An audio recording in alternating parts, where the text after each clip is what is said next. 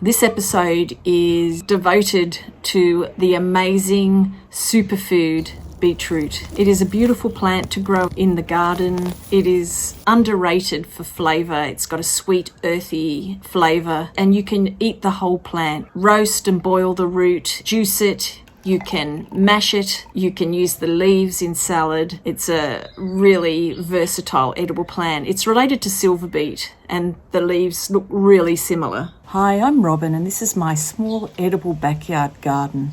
It's about 600 square metres and that includes the house and all the hard surfaces. For growing beetroot, if you want beets for a lot of the year round, you'll need to succession plant. That means just putting in a small amount over certain times of the year.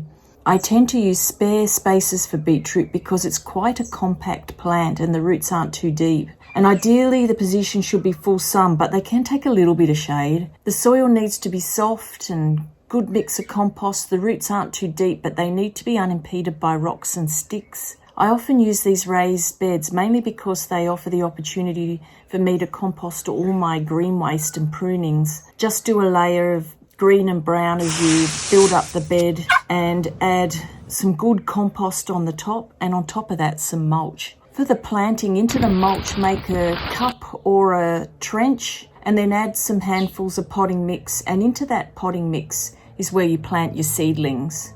Raised beds do need a bit more water. They can dry out a bit more than in the ground, but they're a great way to pack in lots of vegetables into a small space. Beetroot is a true cool climate plant.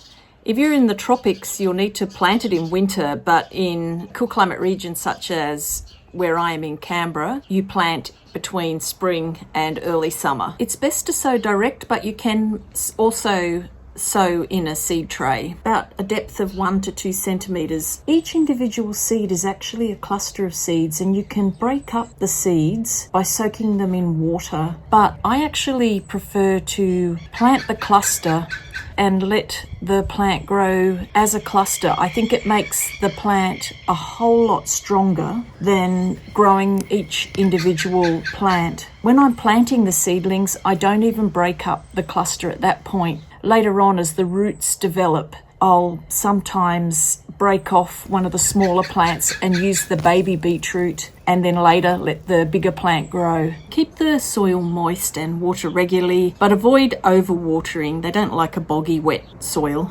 Mulch is really good to keep the weeds down around the plant, and you harvest about 2 to 3 months after planting. Perhaps one of the ways to do it is to thin out the line and use some of the baby beets early and then let the others grow to their size. Don't worry if your beetroots are poking up above the soil. That's a natural part of the process, and don't try and cover them up with soil. Just let them keep growing in that way. I start harvesting when they're the size of a golf ball, and when they get to the size of a cricket ball, they're getting pretty big and woody, and they're good to use as you need them out of the ground because they don't last all that long after they've been harvested. When buying your beetroot, it's best to buy them with their leaves still on so you can see that they're fresh and newly harvested.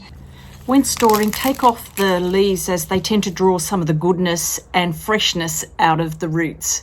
And also, those leaves can come in handy for chickens, or you can eat them yourself. They're fully edible for humans. Beetroot companions are carrots and lettuce and onions, and they're good for intercropping with other plants.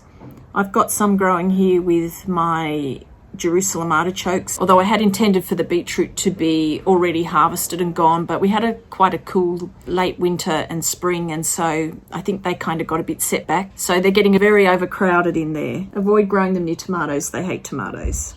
I drink beetroot juice most days, and usually I buy it. There's a particular place in Canberra that I love to buy beetroot juice from.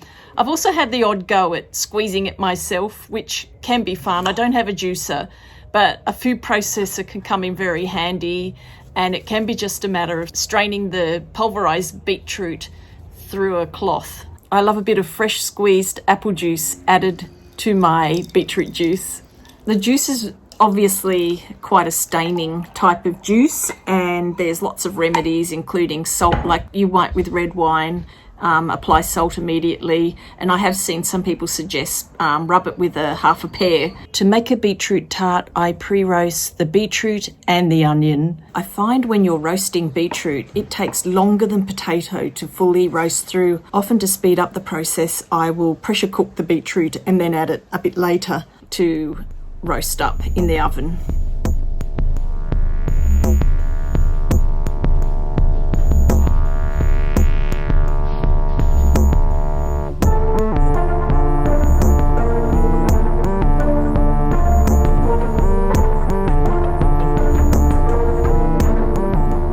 The leaves are great for salad, but use them while they're quite small. They taste better as young leaves. Well, thank you so much for watching. While 92-year-old artist Joyce and myself enjoy this beetroot juice and express our love of beetroot through beautiful watercolours, I will wave you goodbye and thank you again for the subscriptions, watching all the way through to the end, and the lovely comments.